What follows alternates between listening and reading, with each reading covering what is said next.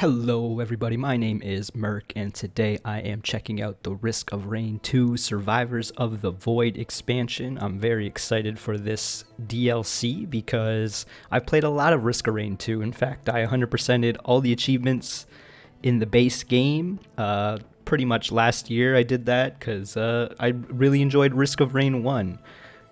So Risk of Rain 2 is a natural extension of that formula, and the Survivors of the Void DLC is even more content for a game I love. So I am very much enjoying my time with it, and I want to share that with you folks, anyone interested in checking out for themselves. So there's a standard mode that everyone, like the normal mode, but with the Survivors of the Void DLC, there is a new mode, the Simulacrum, which is a wave-based arena mode that takes place inside of a void simulation. So we'll check that out for this video. There's a bunch of characters, two new ones, one of them being the Railgunner, and this other one is some sort of void-themed character, which I don't actually know. I'm pretty much going into this with very minimal spoilers, just a little bit of reading what the devs have put out there. But yeah, we'll try the Railgunner as opposed to the many other classes we have here, and we'll execute, I guess, and hopefully not get executed. I don't know why we have to pick the character again, but we're gonna do it. So you can see the skills here. You can also unlock new skills by doing some achievements. Generally, these achievements are pretty tricky, not something you're gonna get on any particular run. You usually have to try to force your way into it, you know. We're gonna try just on Rainstorm difficulty here. You can see the expansion and no artifacts. So the Railgunner is an interesting character. It is reminiscent of the sniper from Risk of Rain 1. Also has some a little bit of how the bandit used to work, if I remember correctly, because you have your left click, which is just like a little SMG thing that kind of homes in and auto targets. It's not very powerful, but then you have your right click where you can zoom in, and once you fire, you have to do an active reload in order to do it again, or rather, you can't do anything without doing the active reload. And if you left click in that little red bar, you get a damage boost on your next shot. Go over the next two abilities real quick before we start this. The movement ability, or the utility option that the sniper has, is like a concussive grenade. You can use it to bounce yourself up, which may not be wise what I just did there, because there is fall damage. Thankfully, I'm not too hurt about it. And his special ability, the ultimate ability, if you will, is you power up your gun like crazy, and you have a limited time to shoot it, and once you do, it does massive damage, knocks you back, but also turns your gun offline for the next 5 seconds. So this character is definitely pretty tricky to play. That's also why I have not summoned the monsters yet by beginning the assessment here by pressing E key on this device, because this game is going to get very chaotic very fast, especially with the sniper class here. I'm going to find myself overwhelmed very likely. So yeah, we're playing this new mode. This appears to be like a new map for it. I don't recognize it from any of the other levels. And basically, we're going to fight waves of monsters, which is very reminiscent to the original mode, but the original mode, you have to kind of explore a level, find a teleporter. Once you use the teleporter, you have to summon a boss and destroy everything on the level, and then you can continue to the next level and eventually escape the planet that you crashed on. However, this is the other mode where we're just going to survive, and let's begin. So we have a certain area that we can stay within, this little purple zone here. If we go outside of it, we don't have oxygen, I think is how they justify it. So you'll take damage over time if you hang out outside the zone for too long, or rather if you just hang out outside the zone, period. You take damage over time, and it will quickly kill you if you are not careful. So definitely want to stay inside the zone and taking out enemies as you can. Hopefully the viewer experience is not too rough on y'all, because I'm going to be zooming in a lot with this character. And as you can see in the top right, there's a bar that slowly fills up. Every time it fills up, it summons monsters, as you can maybe decipher. I tried to use my ultimate there, but I forgot I had to active reload. So this character is definitely pretty skill-based. Some characters are easier than others for sure. Let's go with, I don't know, this is a hard choice. because I want to kill things in one shot. So let's go with the speed boost. I don't necessarily want the bleed or the sticky bombs there. Just looking at those are all survival items in the shop. So yeah, in the normal game mode, in case you are unaware, you explore the level as I've said, or explore a level, and it's randomly generated. There are chests everywhere. Oh geez, I'm already dead. Those are new enemies, by the way. I haven't really mentioned that, but the new DLC adds new levels, new enemies, new classes, new bosses, new game mode, new ending, lots of stuff. New items. I didn't say that part. We'll try this again, maybe. Actually, you've seen the railgunner. I kind of explained what the railgunner does. Let's see if I can choose maybe an easier class, something that won't get me killed as fast. Let's try the huntress here. I find huntress probably one of the easiest. Okay, so we are on a new level. We'll begin assessment again. Just jump right in there. Yes, those new any enemies that are green basically are new is kind of what I've noticed so far. There's some non-green new enemies, but yes, the ones we'll see at the start of the round are typically green. I don't know what I'm going with that sentence. Oh, but they're all very annoying is what I've noticed so far. This is not an easy expansion, that's for sure. It doesn't just make the game easier with all these new items and whatnot. In fact, a lot of the new items are really interesting so far, but there's a whole new class of items called void items. Going with the theme, we're kind of in a void right now. As I mentioned, if you step outside this little thing, you'll have no oxygen and die. Oh, I guess speaking of, a monster just died on its own. Let's go with the Mocha. Slightly increase attack speed and movement speed. Seems pretty good for this character. So yeah, there's a whole new class of items. They're purple items, and they are unique in that they have downsides, but are also potentially very, very good. These jellyfish are not giving me a second to breathe, that's for sure. I can also teleport with this character. Yeah, I haven't really explained what this character does, but you shoot, okay? There's a lot going on. I just want to survive a little bit longer than I did with the railgunner there. That was a pretty poor showing, I'm not gonna lie.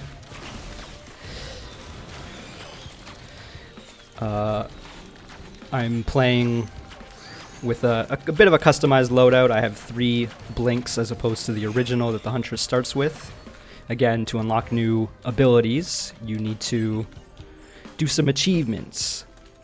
And as I mentioned, I don't know if this works. I'm gonna try this.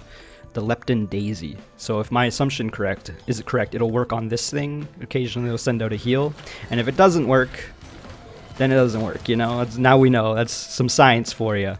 I don't see any Lepton Daisies on the thing, so I'm assuming it does not work. That's unfortunate. We are on wave 3. So I played a little bit of this with a friend, and I sort of have an idea of how this game mode works. Is you survive these waves, of course. Oh, jeez.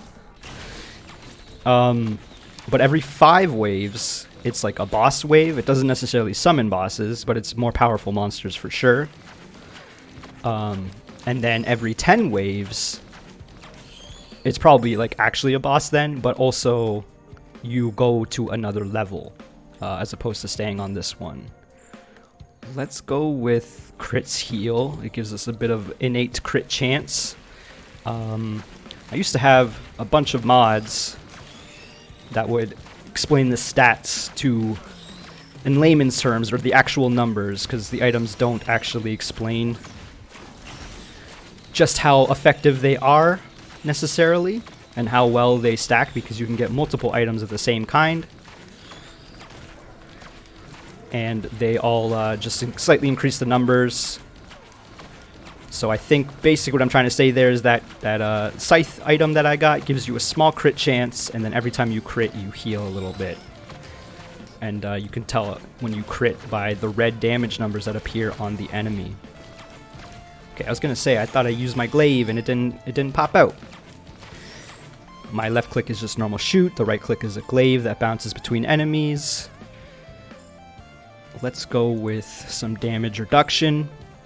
My mouse 4 is my utility skill, it's my teleport. So we're at the boss wave, as you can see. Enemies are stronger and more numerous. I'm guessing the bosses are these flaming jellyfish. We are taking a lot of damage. I'm very scared. Wisps are pretty deadly because they just look at you and you blow up. I got killed by the planet. Alright, alright. This is not going so hot, but you know what? It's to be expected. So you've seen the simulacrum mode.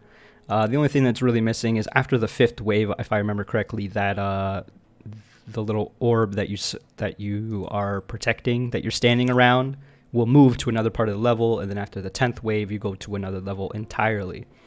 Let's play as the Merc. We'll go to Monsoon difficulty, and we'll just do a normal run this time. And hopefully we'll be on a new level, and we are not. This is one of the standard levels in the main game. But it's okay, because we're going to get to the next level. We're going to get to the next level, and it'll be a new one. That's what I'm going to tell myself. We are playing on hard mode, though, so let's not do anything. Let's you know, play this smart. So the Merc is a melee-focused character. We got our sword here. We have an uppercut slash. We have an invulnerability flurry of strikes, and we have this dash attack, which stuns enemies as well. So that's the invulnerability attack. It's the mouse 5 ultimate. If you look in the bottom right. Oh, I got frozen. Not great, not great. But as long as we're living, it's fine. So yeah, there's going to be a lot going on. That's this game in general.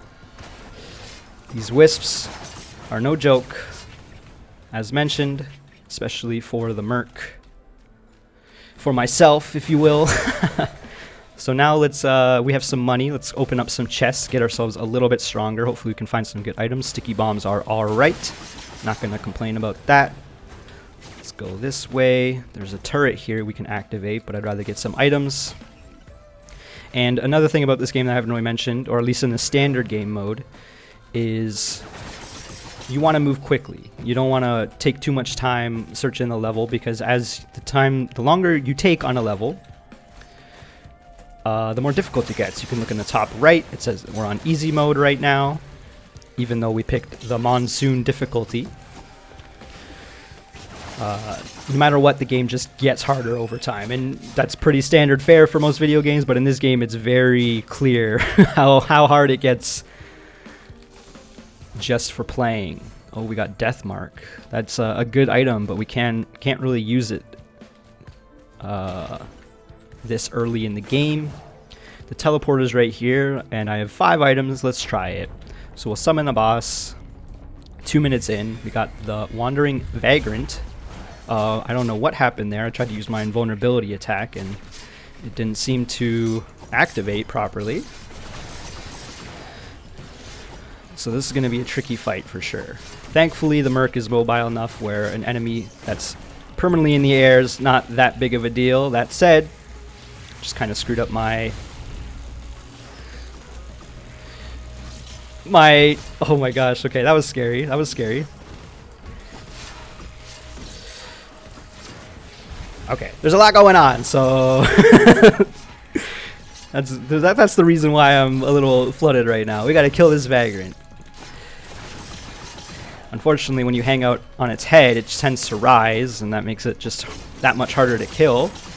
At 50% HP, which is right now, it has a chance to do a big death zone attack. Oh, I survived. You have to get behind and behind some cover to survive that. It's almost dead. We got our ultimate. Okay, this is pretty good, pretty good. Can't remember if the Merc has fall damage or not. I assume so. I think he starts with a double jump and the other characters do not. We got an item from the boss there, Predatory Instincts. I think that also gives you a small crit chance.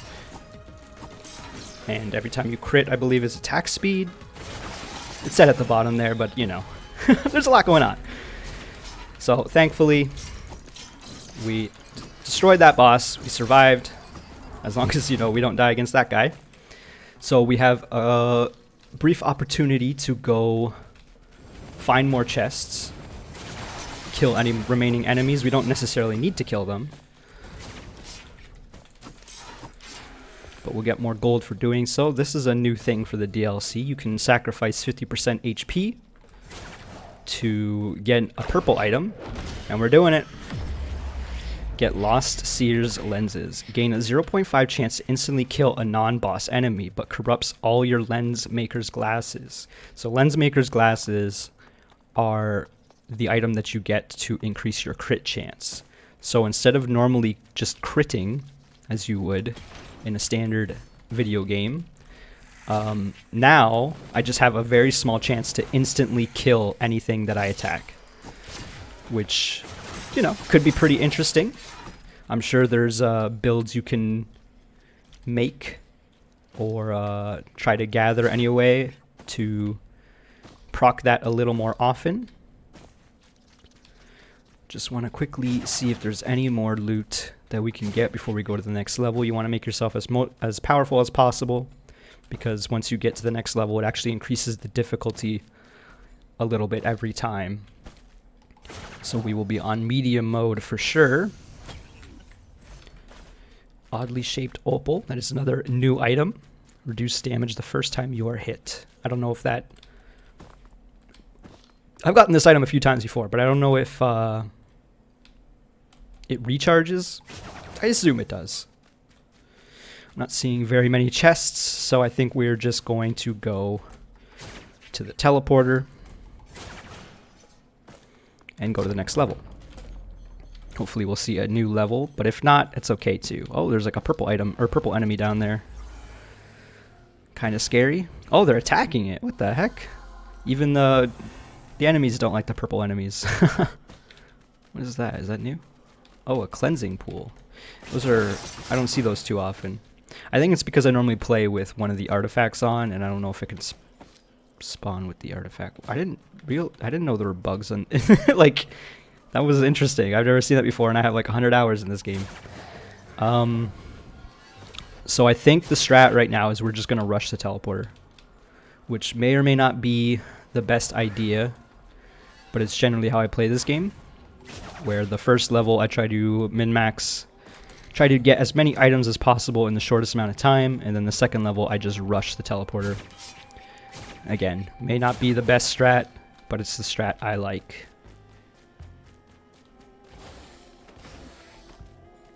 I feel like there's a music string that's new here too.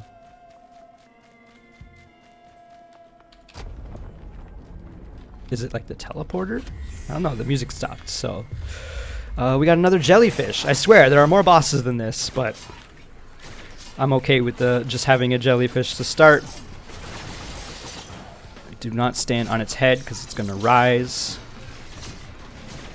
Taking a lot of damage from these wisps. Almost feel like I need to deal with them first.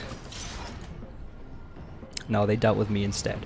Well, I think that might do it for this little video. It's hard to show all the new stuff because this is a roguelike game. Every time you die, you have to start a new run, and you will find new things.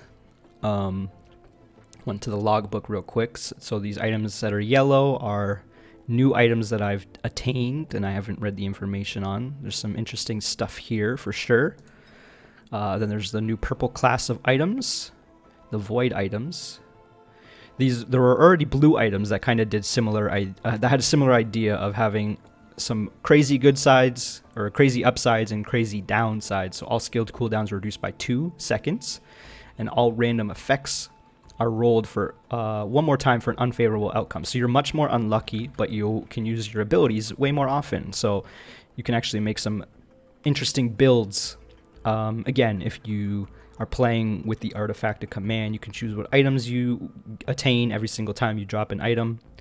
So you can make yourself as overpowered as possible, as opposed to getting some of these trash items that you may not want, like maximum HP by 25. That might have helped in the last fight, but it also probably would have done nothing as well. New monsters. You can see the monster list here. Let's see if we can find a new one. Let's see if we can find a new one. So there's new bosses as well. I'm assuming these two are new. I don't even... Oh yeah, so a blind vermin. This is a new creature we haven't seen. This one will just run up to you and try to bite you with its poisonous maw, I guess. They're pretty annoying.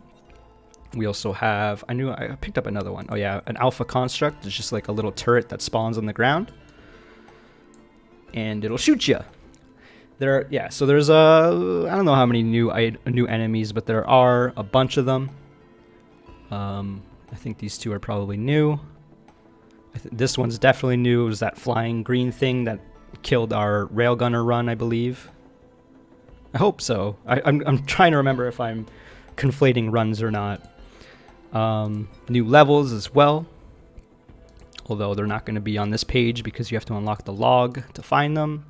As well as, of course, the new characters. This would be the railgunner. To unlock the log, you need to beat a run with the character, and then the new void character as well. So yeah, there's also new achievements, you know, lots of new stuff. I'm very pleased with this DLC. It may not seem like a whole lot's going on, but with these roguelike games, anytime you add something new, it changes each run pretty substantially. That Merc run was a little boring. We did pick up a purple item. Fighting 2 jellyfish isn't the best, but you know, it is what it is. Again, very, very happy with this DLC. I'm sure we got some new music as well. I really enjoy the music of this game. But yeah, I think that's about it. Thank you so much for watching. Definitely check out the Survivors of the Void DLC if you have played Risk of Rain. If you've not played Risk of Rain, and that seemed like an interesting gameplay loop, then I highly suggest it. Like I said, I got like 100+ hours in this game just with the base game, and now there's even more content. Lots of fun to play in multiplayer. So yeah, highly recommend it. Thank you so much for watching. If you liked the video, be sure to like the video, give it that thumbs up, subscribe if you haven't, and I'll see you next time. See you!